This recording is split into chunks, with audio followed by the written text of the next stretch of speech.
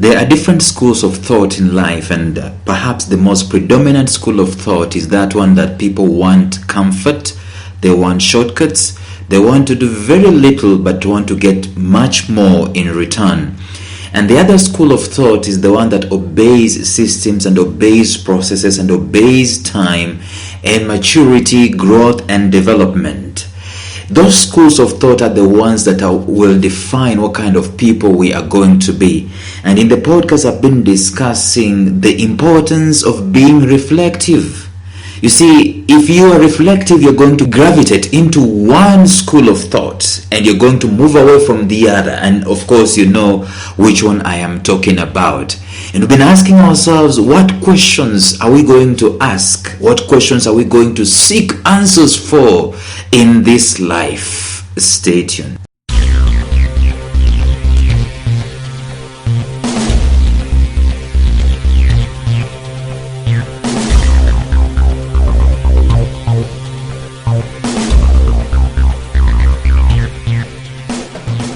Welcome to the Life Signatures podcast with Lawrence Namale.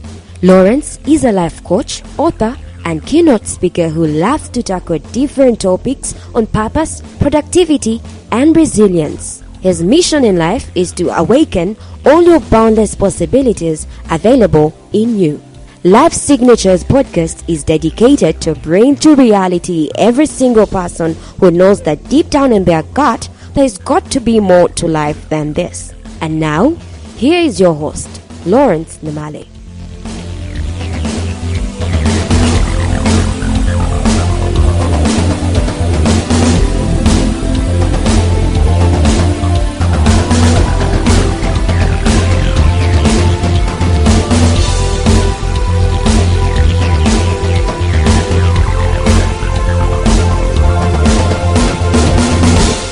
Safety, comfort, progress, some of those things that we all want, we all gravitate towards that. We want peace, we want to be cozy, we want to be comfortable, and we want to be safe. Unfortunately for us, those are only side effects of us doing something greater than ourselves.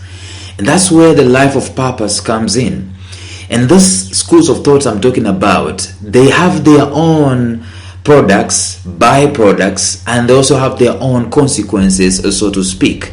If you are coming from the school of thought that, I need comfort, that's my number one priority. I've got to get comfort and I've got to get prosperity and so on. You will have a kind of life that you will lead and you'll gravitate towards things, and probably everything goes for you, and probably, the end justifies the means. But then if you are someone who is looking for progress, you're looking for growth, you're looking for maturity, you're looking to grow in stature, you're looking to exploit your potential and to grow and to nurture your natural gifts and talents and to bring them to their full grandeur, their full glory, you will realize that you will need to have time. You will need to be reflective, you need to be deliberate, you need to be intentional, you need to be urgent, you need to be disciplined in all these things that you're doing in life. You need to be patient enough to wait for things to mature. And one of the things that you're going to do if you're following this school of thought is this. You're going to be reflective. You're going to be someone who asks questions. If you're coming from the other school of thought that wants comfort today, you have no business asking questions, because inherently asking questions is not comfortable. Let me tell you, it is not easy, it's not comfortable to ask questions, especially life-defining questions. That's why seldom people plan, seldom people think, seldom people consider, seldom people meditate. There's this man, I think, called Paul Fix, who said that the reason as to why very many people get lost in their thoughts is because they are in unfamiliar territories. Seldom people think. It is work to think. It is work to ask questions. It is uncomfortable, by the way, to ask questions such like, what is my vision? Why am I here on earth? Because the answers to those questions are never immediately apparent. And that's why Jesus said, ask and you shall receive, seek and you shall find, knock and the door shall be opened to you. Which means these things are not lying on the face of the earth, they're not lying on the surface. You've got to ask, you've got to go through the process of asking, the process of seeking, the process of knocking. This is Christ himself admonishing people about answers in life. You've got to ask, seek, knock. There has got to be some effort expended, some discomfort expended, some waiting period in there. He presupposes that there is a time lapse between the time that you're asking and the time that you're getting. He doesn't say just receive. And the problem that we see in churches today is this receive kind of ministry. Receive healing. And I know you need to receive the healing. But they say receive prosperity, receive your car, receive this, receive it, see it and claim it. Nah, that is not what we are taught. We are taught to go through process, and going through the process, we're going to accept the discomfort. We're going to accept the patience that is needed. We're going to accept the fact that God is interested in us maturing than with us acquiring. Oh, I gotta tweet that. God is much more interested in us maturing, increasing in our stature, than us acquiring stuff that we cannot hold with our weakened stature. So we grow in stature, we increase in stature, in character, in attitude, in disposition, in purpose, and then we can be able to hold whatever it is that comes to us, because it's not even us, it's going to be used as a resource to be a blessing, to impact and to contribute into this world. And so I asked, what are some of those things that you're supposed to ask yourself?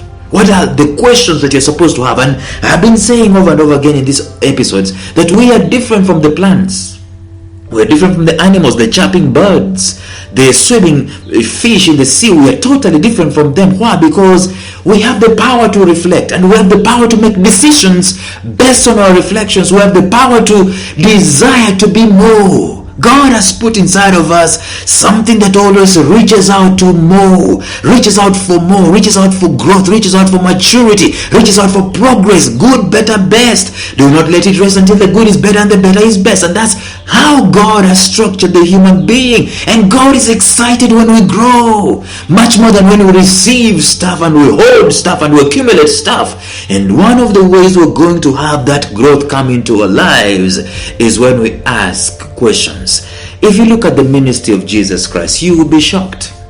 This man was not just teaching for the sake of teaching. For the most part, if you look at a good percentage of his speeches, which I read, in the Bible, you'll find that there are questions in there. In fact, some difficult questions and some statements that will trigger people to think for themselves and to arrive at a conclusion. I don't think Jesus Christ was this person who was spoon feeding people, opening their heads up and pouring in information. No, he wants people to be curious. He wants people to, in fact, he says, come to me. And he says, I want you to come to me. He doesn't say come. He doesn't force people, doesn't command people. And he wants you to follow the process and to mature in and of yourself. And so one of the things that we need to do is to be reflective about our lives. It is only when we are reflective about the life that we are living, the thoughts that we are thinking, the feedback that we are getting out of this life, that we will start making decisions. Tony Robbins tells us that it is the moment of our decision making that our destinies are shaped. How many times do we shape our destinies by being reflective? How many days do we take a week to reflect, to sit back and to think and to consider where I have come from, where I am right now, where I am supposed to be, what I'm supposed to do, why am I here in the first place? If we're not going to think that way, life will be always fleeting. And so we said in the episode yesterday that the very first question that any visionary must ask themselves is this: whom was I sent to deliver? That is the question. Pause for a moment and look at that question. Do you think it's a valid question for you to ask? See, this question all of a sudden, it puts serious responsibility. Now you realize that life is not about sitting on a sofa and flipping channels. You realize life is not about acquiring things. You realize life is not about centered around you. It is centered around other people and what you can do for them, what you can do in this world. Responsibility is one of the key definers. It gives you an identity when you know you have responsibility. But when you do not have responsibility, it's an empty life. You've got nothing you're doing, no contribution you're making. who cares? But you do not have responsibility.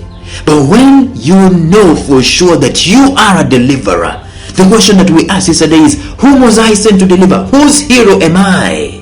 when you know someone is looking up to you, okay, when you know that someone is depending on your obedience, someone is depending on your creativity, someone is depending on you to do your own stuff, use your own gifts and use your own talents, mature so much that you're deploying your purpose, they are depending on you. When you realize that, you will never be the same again. Not be sleeping up to 10 a.m. or 12 p.m. and do stuff just for the sake of you and you only. You're not just going to be a person who wants to get and get and get, but you'll also be the person that you want to give and give and give.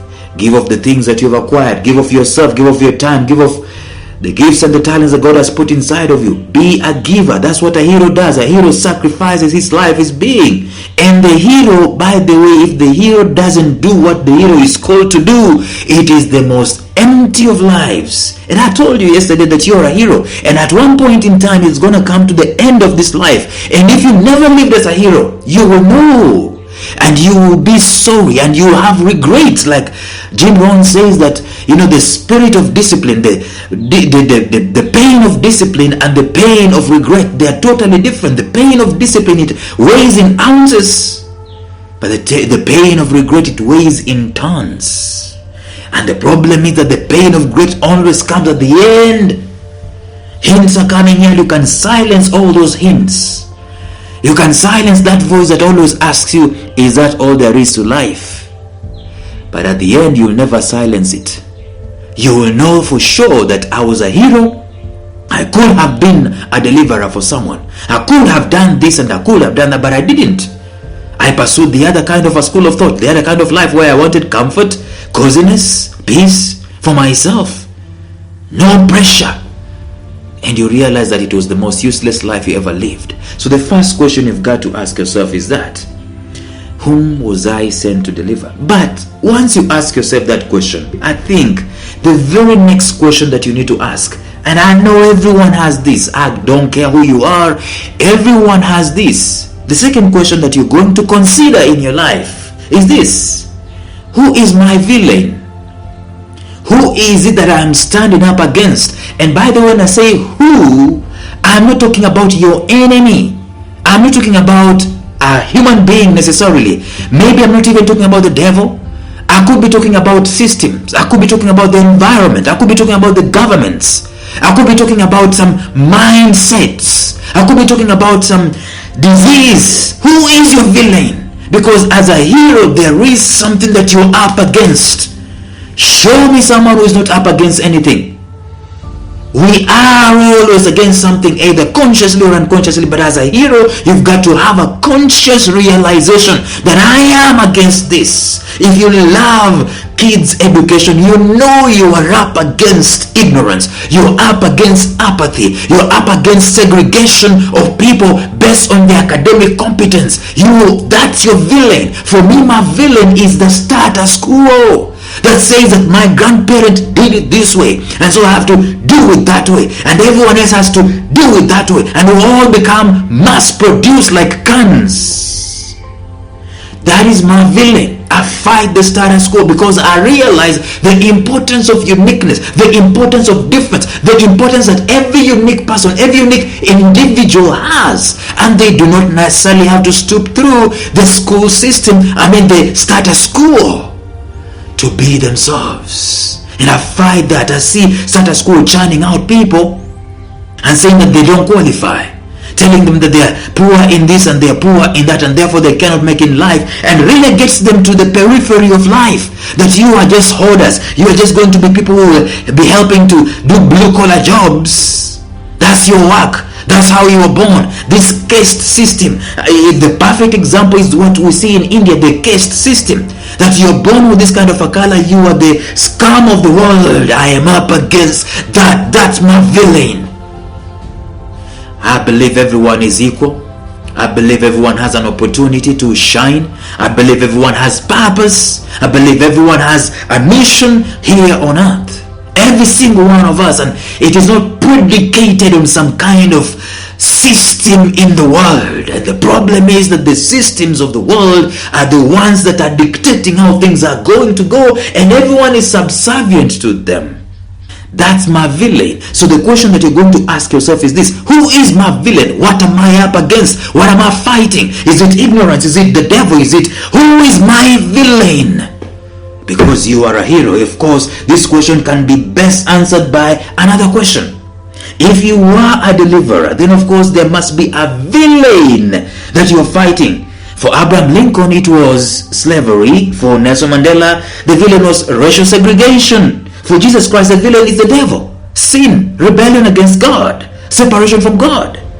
For Lawrence, the villain is status quo, hopelessness that's created by status quo, visionlessness that is created by status quo, purposelessness that is created by the status quo. A villain is something or someone that evokes great anger in you. I mean, proportionate to the love that you have for those that you care about, the ones that you've been sent to deliver. That's what a villain does. In other words, a deliverer is of necessity strong, so ruthless with a villain, as he is so kind, gentle, tender, and loving to those that she has been sent to deliver. So when you have an answer to the first questions, there are more questions that you're going to answer. Whom was I sent to deliver? The second question will be, who is my villain? You will always have a villain, and I'm going to leave you with that to ponder about in your life. There has got to be something that you're up against. Find out what it is. Until tomorrow, bye-bye.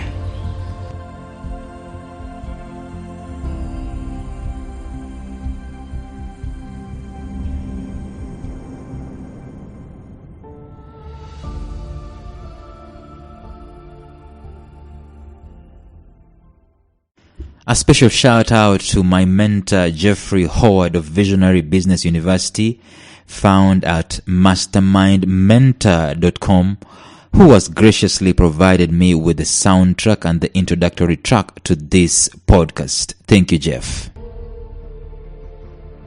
Thank you for listening to Life Signatures Radio. If you enjoyed today's show, subscribe to Life Signatures Radio on iTunes, Stitcher, or visit our website at lifesignatures.libsyn.com. Life Signatures Radio, fresh, clean, and inspiring.